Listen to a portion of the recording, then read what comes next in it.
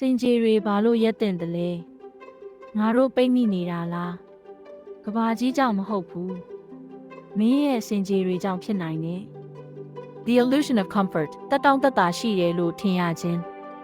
စင်ကြေတွေဟာလုံခြုံနေဆိုတာအလိမ်ညာပဲမင်းရဲ့အေဂျင့်မှုကိုပဲကာကွယ်ပေးပြီးအနာဂတ်ကိုမကာကွယ်နိုင်ပါ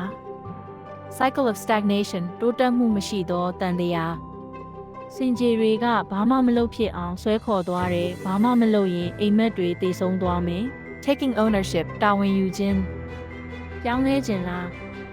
မင်းရဲ့ရွေးချယ်မှုတွေကိုတာဝန်ယူပါခက်ခဲတဲ့အရာတွေကိုရင်ဆိုင်ပါအဲ့ဒါမှမင်းတိုးတက်မှာ Power of positive self-talk ကိုယ့်ကိုယ်ကိုအားပေးခြင်းအောင်နိုင်သူတယောက်လိုကိုယ့်ကိုယ်ကိုအားပေးစကားပြောပါငါဒါကိုကင်တွယ်နိုင်တယ်လို့ပြောပါ Growth mindset တိုးတက်မှုစိတ်ထားကြာရှုံးမှုတွေဟာအဆုံးမဟုတ်ဘူးဒါဟာမင်းရဲ့အစပဲဆက်ပြီးတင်ယူနေပါစင်ကြေတွေပေးနေတာကိုရက်လိုက်ပါဟဲစလုပ်လိုက်ကြစို့